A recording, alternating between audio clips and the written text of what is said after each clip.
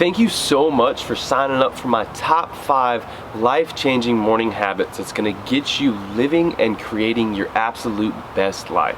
So first things first is you actually want to leave your phone up and away for the first 30 minutes to hour of your day. By grabbing your phone the first thing upon waking up, this actually will kill your creativity and train your brain to be more reactive instead of proactive. We want to be proactive with our time and our energy throughout the whole day, and that's what's going to keep us accomplishing and making sure that we're using our time and energy towards the goals that we intend to accomplish. So the way I like to do it that helps so much with not being so tempted and grabbing my phone first thing in the morning is actually before I go to bed, I make sure I put my phone on airplane mode and out of my immediate reach when I'm first waking up. So that means I'll put it up charging on the counter, on the table, maybe out in the living room.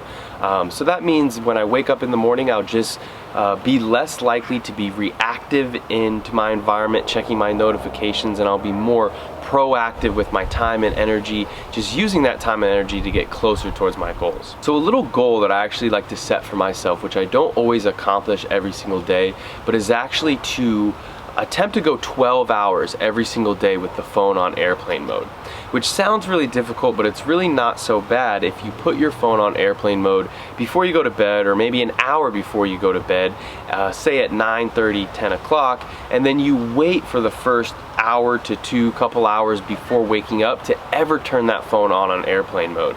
And what that does is it'll actually keep your mind crisp and clear, and you'll able to be very proactive with your time and energy to actually start your day getting through your full morning routine, and even if you have some time to really tackle your biggest, most difficult creative task for the day, and that'll keep your brain just nice and fresh at that task at hand. And just by doing this for a few days, you're really gonna notice a difference with how much better your mind is working, especially in the mornings and on the task at hand, because this is training your brain not to react towards your environment or the notifications or all the many things that be coming at us on a daily basis. This will actually train our brains to be proactive with our time, proactive with our energy, that we're in control of our own resources in putting that towards getting closer towards our goals.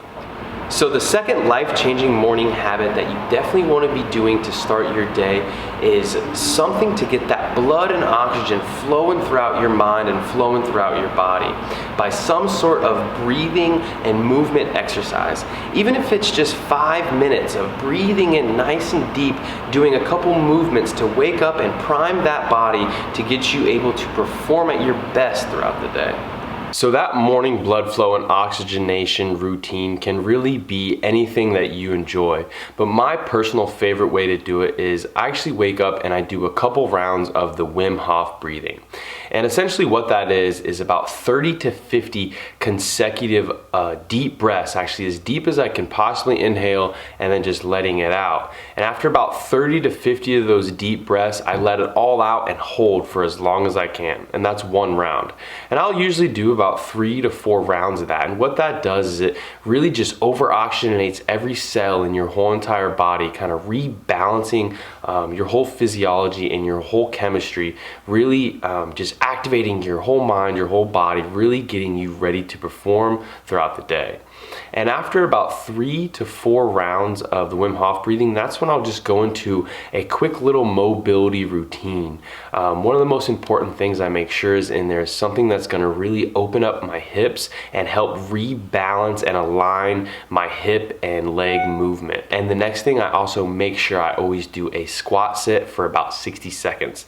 That squat sit is actually a human being resting position. And when we're down in that position, all of our muscles in our lower body actually rebalance and reharmonize as it stretches all the muscles in our legs that are too tight while working all the muscles that are maybe not working enough, that are just kind of underactive. After the squat sit, I actually really like to hang because it does much of the similar things but for your upper body. As I'm in that hanging position, I'll get a nice good passive just letting it hang during my inhale, and on my exhale I'll really squeeze in my shoulder blades down and back to really realign and rebalance my upper body and shoulder positioning as well. And what this will do is actually rebalance and realign your whole posture for the day to making sure the movement is proper movement. On top of that, just getting that extra blood and oxygen flowing throughout your body is really going to boost your level of creativity, mental sharpness, and all of your cognitive abilities. So the third morning habit is to start by writing down your intentions and what you plan on accomplishing for that day. And what this will do is it'll set the tone for your day and keep you proactively getting closer to your biggest goals. For this, I prefer to actually use a sketchbook just like this. And the reason why is because to not have that lines, the lines tend to actually limit your own creativity. So I actually use this sketchbook as almost like a creative outlet, and I use it to literally create and reverse engineer my whole entire life. So in this sketchbook, I'll have everything from my bigger long-term goals all the way down to my yearly goals, my monthly goals, my weekly goals, even down to what I'm going to accomplish that day to get me closer to, well, my bigger long-term goals. I will actually use this book to also give myself little reminders throughout the day and just to set my intentions before the things that I do. So for example, during my morning routine, I'll actually open up my sketchbook and I'll write down the top 3 things that I want to accomplish that day that's going to get me closer to my biggest goals. And after that, I'll just give myself either some words of encouragement or some small little sayings or words of what I want to focus on for that day, or just simply writing down my intention. Living intentionally is huge and extremely important. To just set an intention before you do anything, to know before you do it what exactly you're trying to get out of doing that exact activity. The fourth habit that is going to get you reaching your full potential and living your absolute best life is one of my favorite mental and physical biohacks. And what that is just a cold shower. I know it doesn't sound that comfortable and it doesn't sound that easy, but that's kind of the whole point. Jumping into that cold shower in the morning is actually going to train your brain to expand its comfort zone. Our comfort zone has a direct correlation with how successful we are in every single area of our life.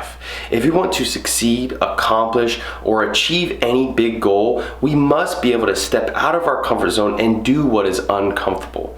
So when we wake up in the morning and jump into that cold shower, we're actually training our brains to strengthen that part of being able to accomplish and succeed. And on top of that, it is an absolute physical biohack as well, because it fights inflammation, it fights stress, it fights brain fog, and it even gives you this complete mental clarity.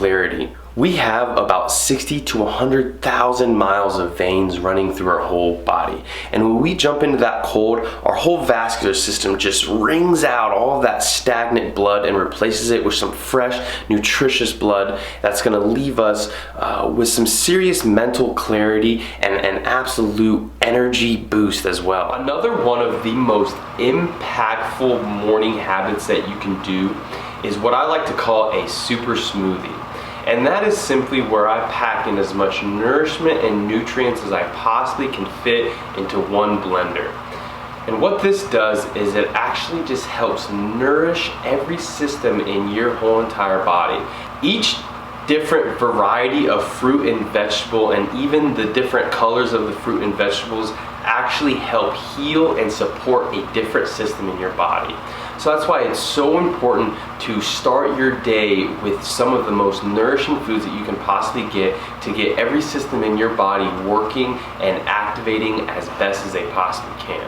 One of the biggest problems with our diets today is that we're actually overfed and malnourished. We're eating too much food without any nourishment and not enough of the good stuff that actually helps support the different functions in our body. Not to mention, it's just so much easier for us to focus on taking in the good things than constantly battling to not have the bad things. So just to start our day, taking in as much nourishment as possible is one of the best ways to really give our whole diet, our bodies and brains a huge jump start. This is actually the single most effective thing that I've found that you could possibly do for your nutrition and diet. The goal is to find the best source of nourishment that we possibly can. So you can just go to your local grocery store or even your local produce stand and search around and just Go through the variety of fruits and vegetables and try to get as big as variety as you can with the different fruits, the different colors, the different vegetables. And what that's gonna do, like I said earlier, is every different fruit and vegetable and color of these fruits and vegetables help heal and support the different systems in our body. Like the famous Greek philosopher said, "Let thy food be thy medicine." This is where we really get our medicinal properties in our diet, is through our good sources of fruits and vegetables. Another great thing about these smoothies is you can actually customize them depending on your specific taste buds or your specific health goals and needs. So for example, if you're wanting to do weight loss, or you're struggling with digestion, or you're struggling with this problem or that problem, do some research, and there's always a different fruit or vegetable that's going to help with that issue. And just by experimenting with these different fruits and vegetables, it's going to help get a variety, and you'll find what type of flavors and different concoctions that you enjoy the most. You can have a super smoothie really any time of the day, and it's going to bring huge benefits to your life.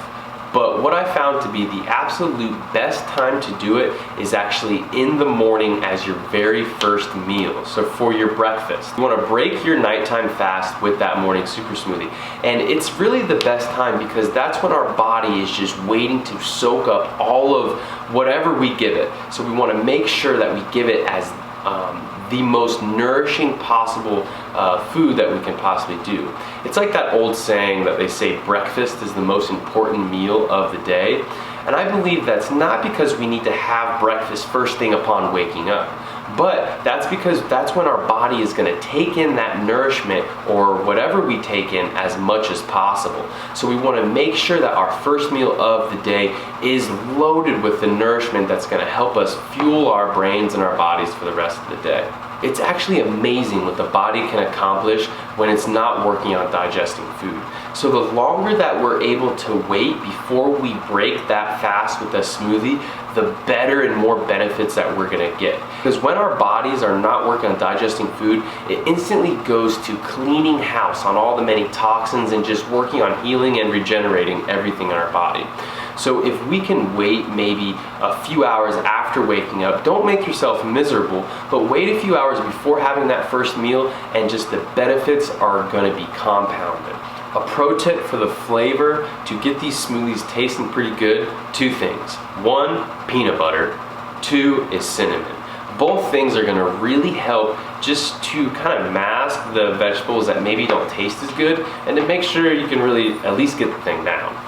Alright guys, I promise, if you are serious about taking yourself to the next level and accomplishing your biggest goals and just living a more fulfilled and happier life, give these 5 tips a try for the next 14 days, and you will notice a huge difference on not only how you feel on a daily basis, but you'll notice yourself just getting closer and closer to your goals every single day.